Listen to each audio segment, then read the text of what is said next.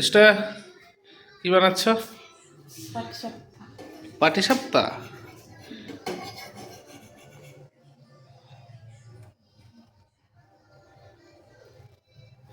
পাটিসাপটা,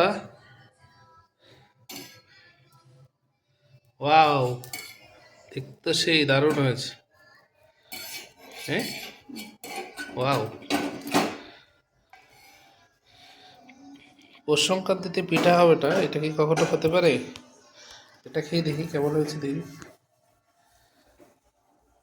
এটা একটু আগে বানিয়েছে, এখন এটা ঠান্ডা, দেখা যাক।